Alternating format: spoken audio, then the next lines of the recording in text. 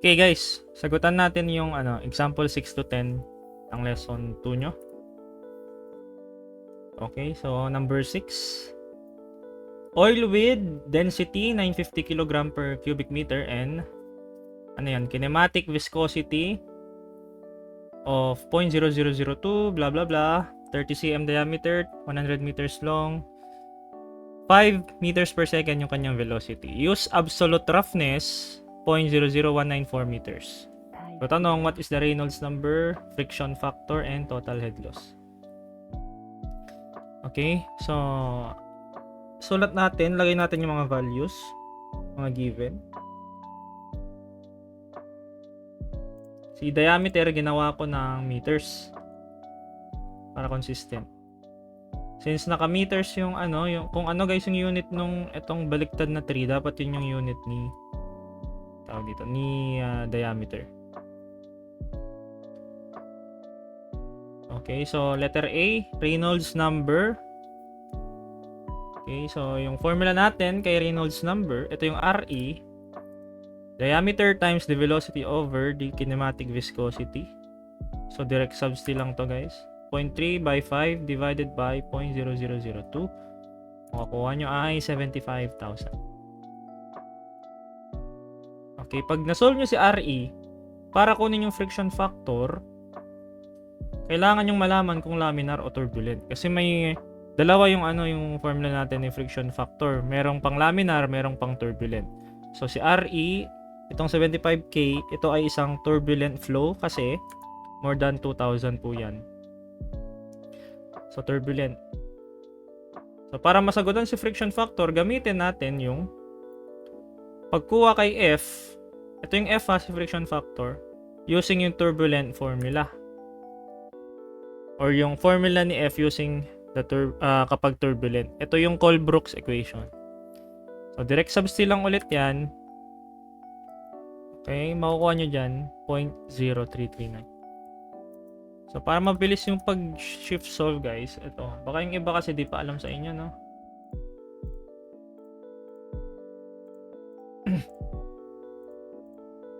Yung initial assumption nyo, i-assume nyo na less than 1.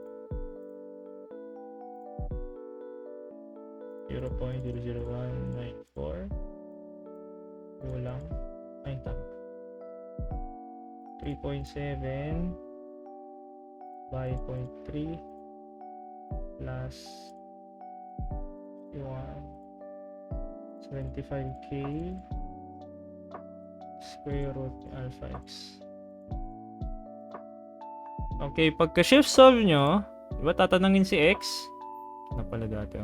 Ang input nyo dyan, try nyo na lang 0.005. Kasi laging less than 1 naman yan yung friction factor. Yun ang bilis. Kasi malapit yung sagot sa 0.05 na initial guess nyo. Ganun lagi pag shift solve. Yung initial input nyo or initial guess, i-assume nyo na malapit dun sa sagot. Okay? So letter C, total head loss. Meron kang F dito. Kapag may F, anong gagamitin? Darcy. FL over D times V squared over 2G. Direct substitute lang ulit. Consistent dapat sa unit.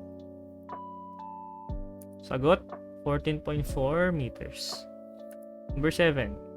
Glycerin, given ang kanyang SG at absolute viscosity, 1.49 pascal second, flows through a 600 mm diameter pipe at 85 liters per second. So given natin, may SG tayo.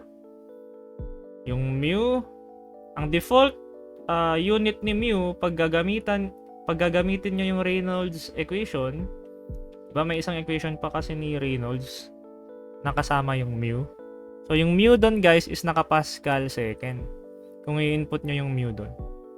Then diameter, ginawa ko ng meter, 0.6. Flow rate yung Q liters per second, gawin mong cubic meter yan. Divide mo ng 1K, makukuha mo tong 0.085. Letter A, Reynolds number. Okay, so may given tayong mu. Yung gamitin nating formula ay yung dV rho over mu. Meron tayong D, 0.6. V, meron ba? May velocity ba? Wala. Kaso, may given na flow rate. Pwede mong isolve si velocity using formula V is equal to Q over A. Okay, so si Q ay 0.085. Area ng bilog kasi bilog naman yung ating pipe. So, 0.25 pi, 0.6 squared. Makukuha mo dyan si velocity as 0.3006 meters per second. Okay? So, okay na si V. Paano si rho? Rho is again density, guys. So, kung tubig to, 1K. 1K ang rho natin. Pero glycerin to, hindi tubig.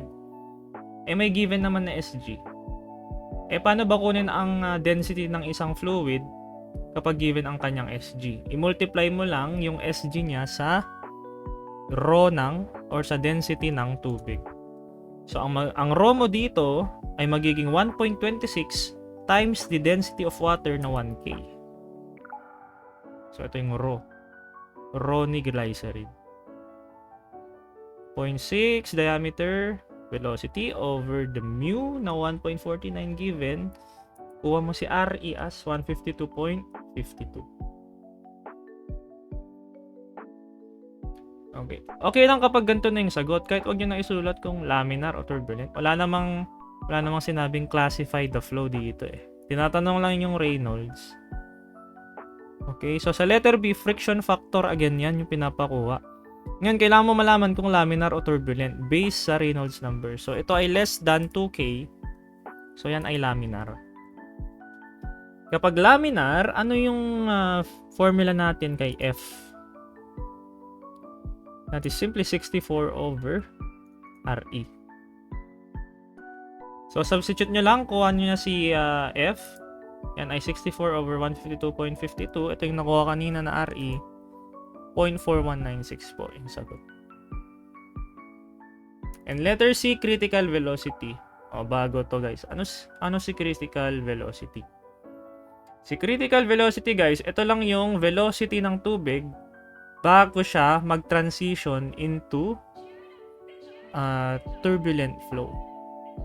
Ano yung velocity bago maging turbulent yung iyong flow? Yun yung critical velocity. Is the velocity before the flow becomes turbulent. Ano ba yung natin, criteria natin sa pagtukoy natin kung ang flow ay laminar ba o turbulent? Di ba yun yung Reynolds number? So, kailan nagiging turbulent ang flow? Kapag more than 2,000 po yung iyong Reynolds number. So, ano yung nun? Parang boundary. 2,000. Isa-set mo lang guys na 2,000 yung RE para makuha si critical velocity.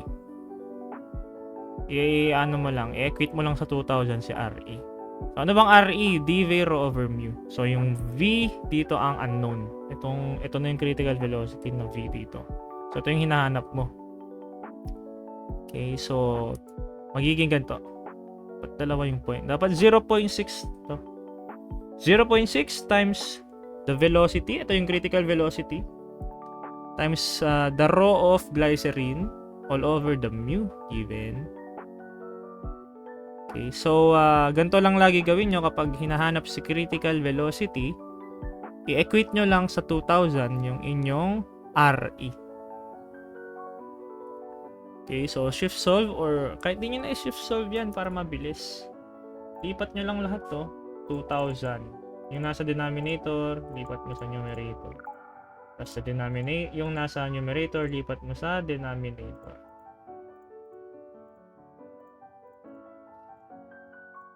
$3.94.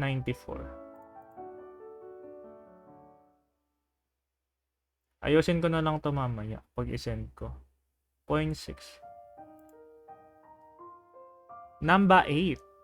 A concrete line tunnel has a cross-section consisting of a rectangular part 6 meter wide and 3 meter high, surmounted by a semicircular part 6 meters in diameter.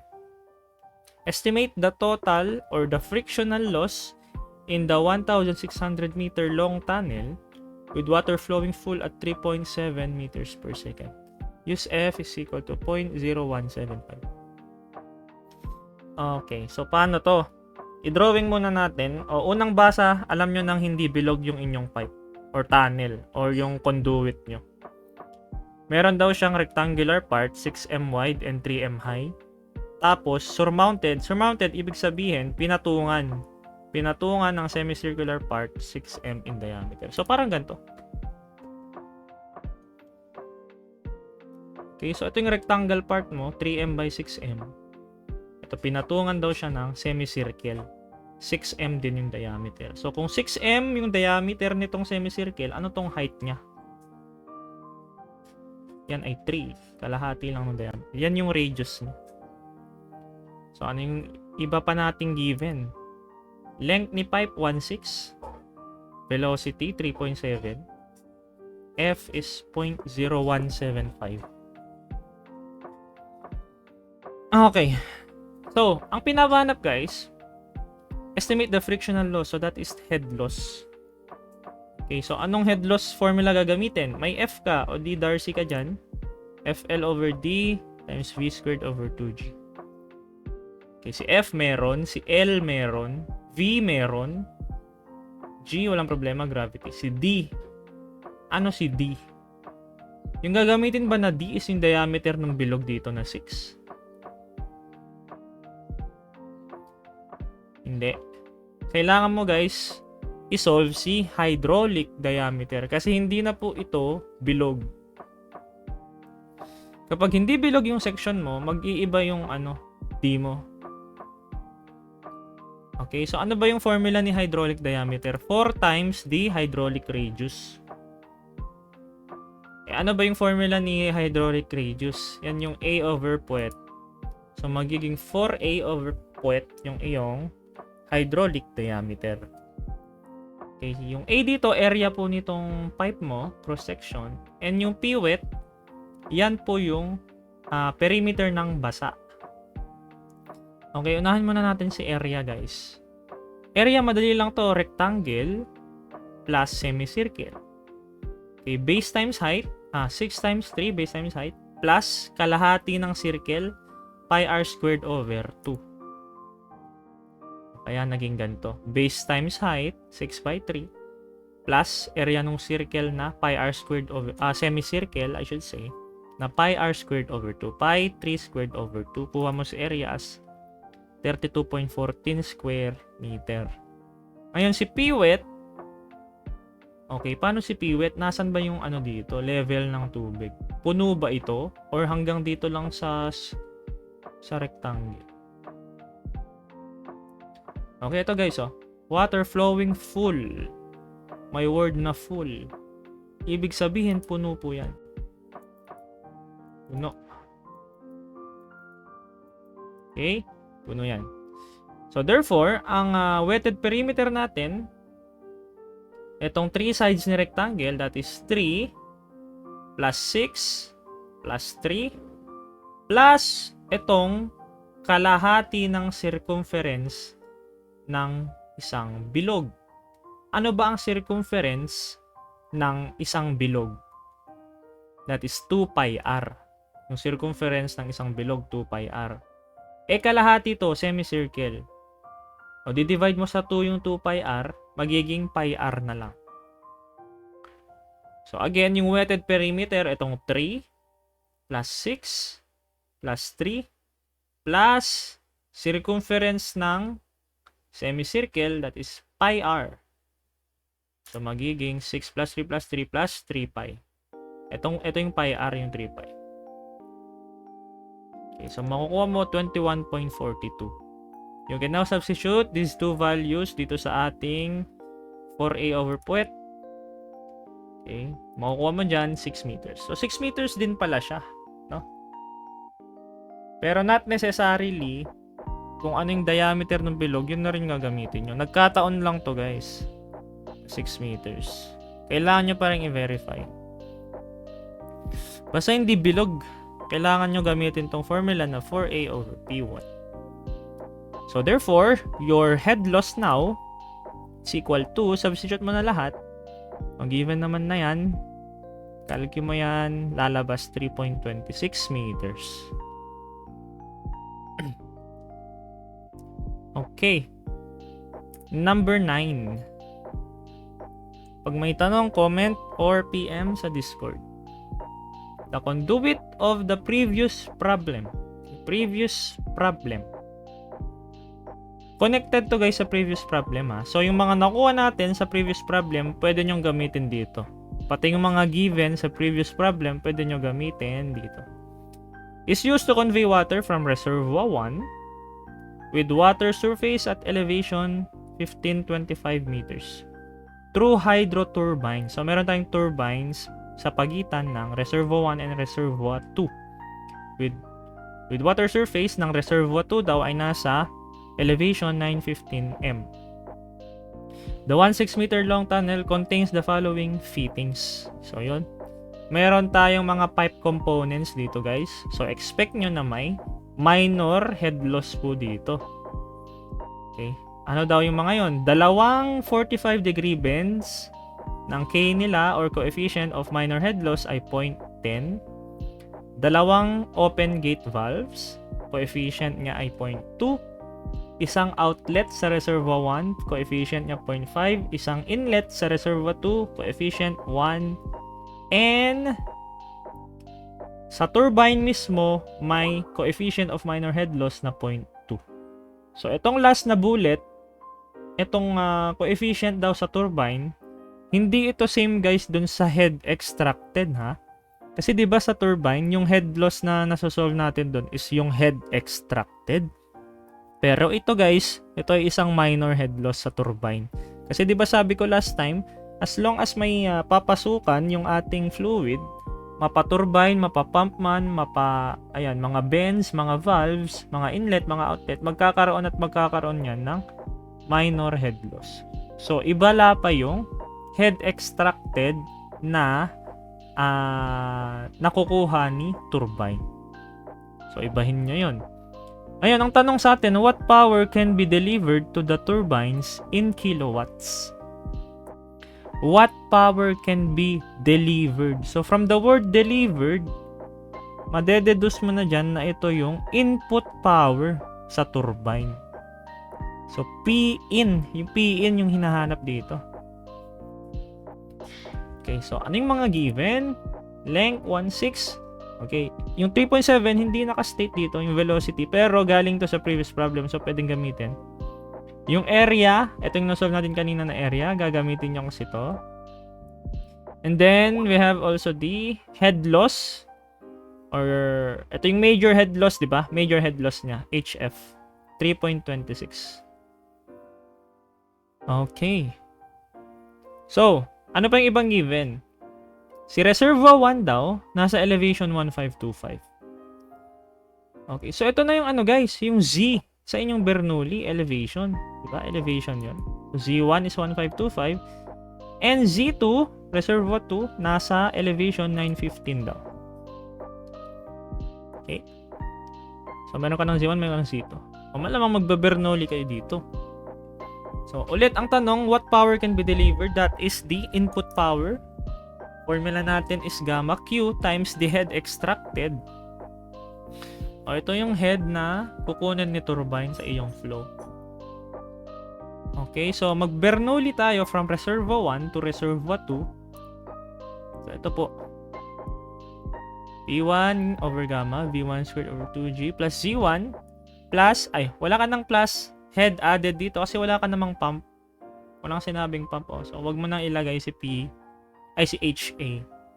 So, energy sa point 2, P over gamma, V squared over 2G plus C2 plus the head loss plus the head extracted. Okay. So, guys, reservoir to, reservoir. Ano ulit pag reservoir? Wala nang pressure, wala nang velocity. So, cancel itong apat na to. Okay? So, si Z1, meron na tayong Z1. Z2, meron na. Paano si HL? Head loss. HE yung hinanap natin dito, yung head extracted. Paano tong si head loss? Again, di ba si head loss, pwedeng major, pwedeng minor. So, kapag may major and minor head loss ka, edi i-add mo lang yun. Yun na yung HL mo. So, head loss is the major head loss or HF. Tapos i-add mo si minor head loss na HM. May minor head loss tayo dito kasi ito, may mga coefficient tayo ng minor head loss. So, malamang sa malamang may minor head loss dyan. Okay, so si HF, walang problema. Andito na, oh. Na-solve natin sa last problem. How about si HM? Okay, ito ay pipe components, guys. Andun sa slide nyo, sa notes nyo. Ano yung formula natin pag pipe components? Yung formula doon is simply si K or si coefficient of minor head loss, i-multiply mo lang sa velocity head.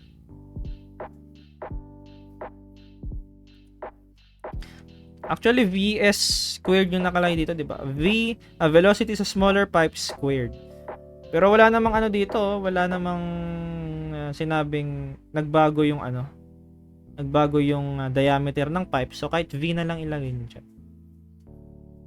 Itong si V given yan, no? 3.7. Okay, ngayon, paano si K? Okay, guys, take note. May sari-sariling K to, guys, oh, per component. Okay, so sa per component, guys, may masosolve kayo dyang minor head loss. O kunyari dito, dalawang long radius 45 degree bends. So, dalawa ang minor head loss niyan. Yung K niya 0.10. So, paano mo isosolve yun? Okay. So, ano yun? Dalawa daw, di ba? Tapos yung K mo 0.10. Okay, times V squared over 2G. Yung V mo dyan ay 3.7 given. 2 by 9.81.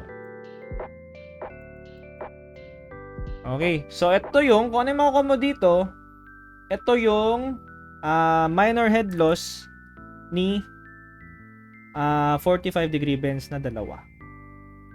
Okay, dun pa lang yun. Ngayon, i-add mo pa to. I-add mo pa si open gate valve. Dalawa din. Yung K niya 0.20. So, mag-a-add ka pa dito ng dalawang open gate valve.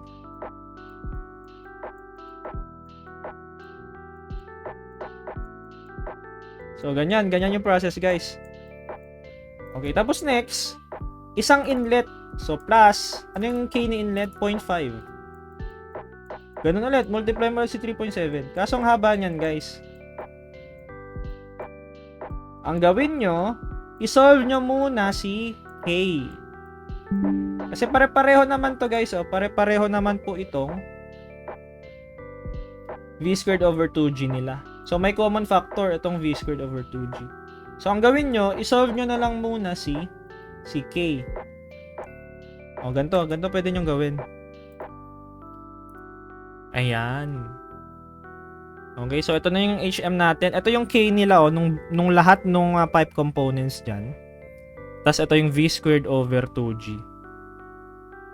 Okay, so ito sa 2 by 0.10, yan yung dalawang long radius 45 degree bends. So ito, 2 by 0.2, ito yung open gate valves. Itong 0.5, yan yung inlet sa reservoir 1. Isa lang yan, no?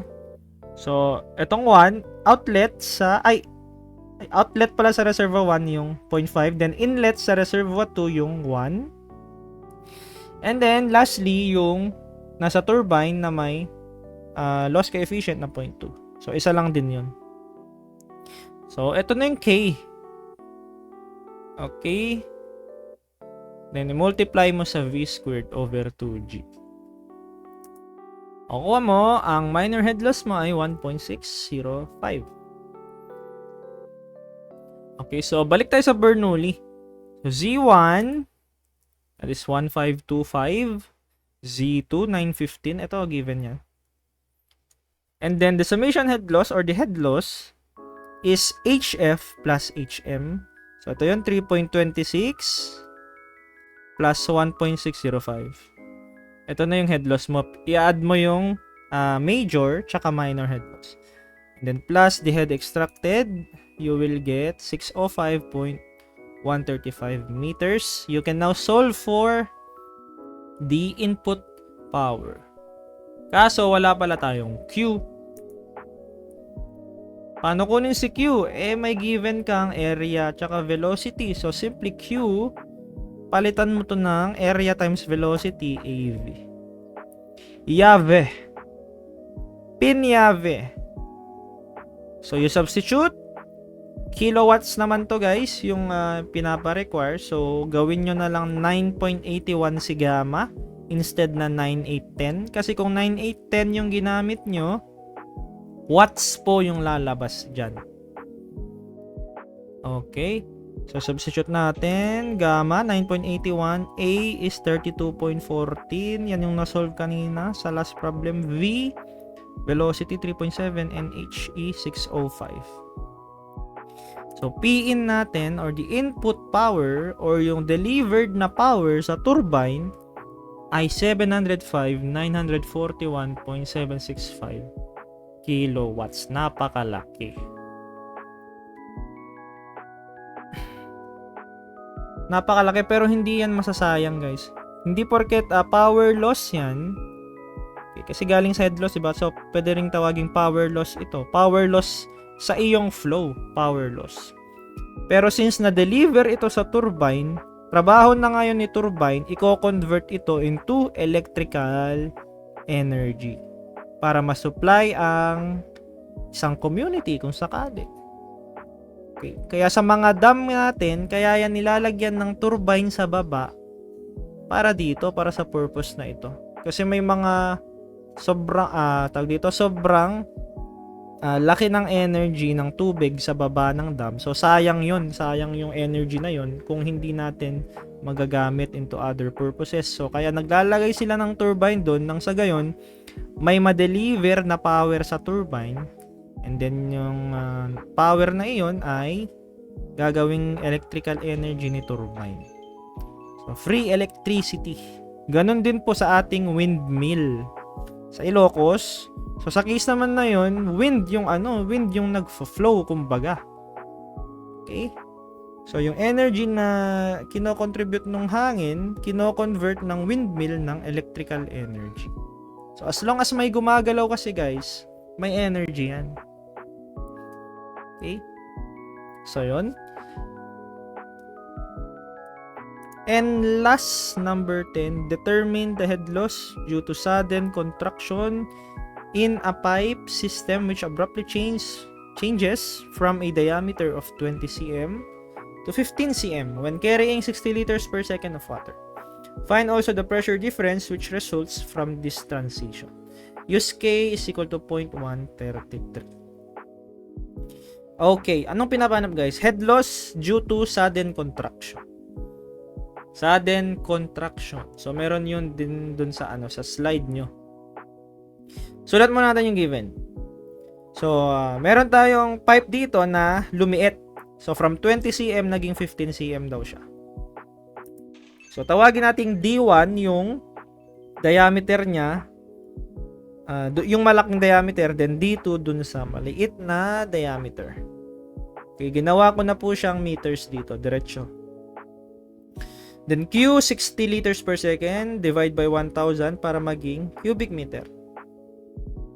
Ganun lagi pag may given na Q na naka-liters, gawin nyo laging cubic meter. And K is 0.133. So, una, dalawa yung pinapanap dito. Head loss due to sudden contraction, tsaka pressure difference nung from section 1 to section 2. Kasi dalawang section ang i-consider dito. Yung section sa 20 cm, tsaka yung section sa 15 cm. So, yung head loss muna tayo. May formula dito. Dun sa pinakita ko last time sa inyo. So, ito yon, K times Vs squared over 2G. So, K multiplied by the velocity head. So, ano yung Vs dito, sir? Vs is the velocity sa smaller pipe.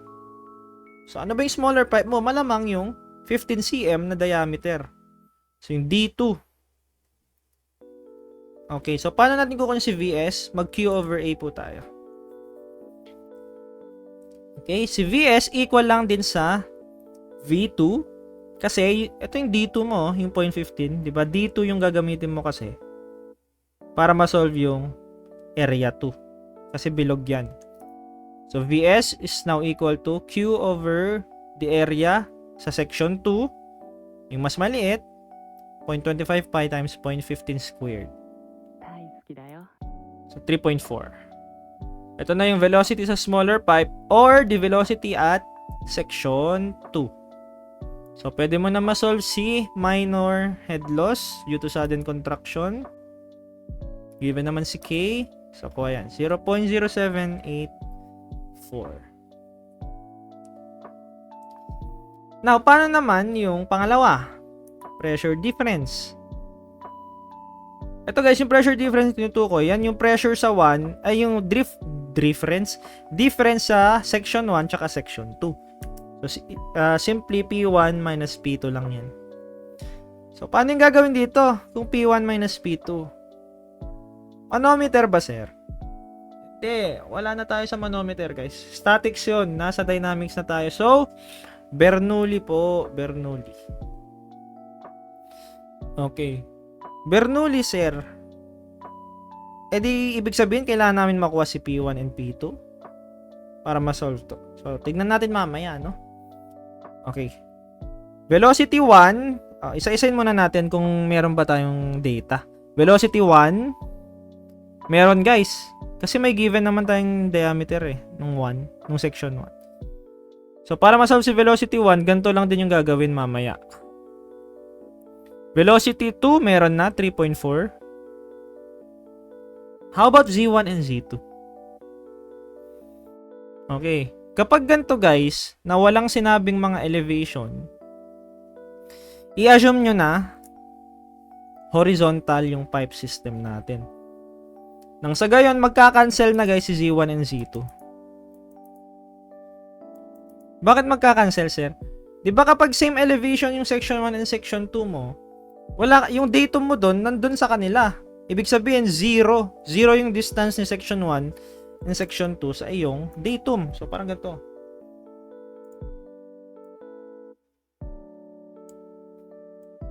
Okay, horizontal yung ating pipe. Andito yung section 1 mo. Dito yung section 2.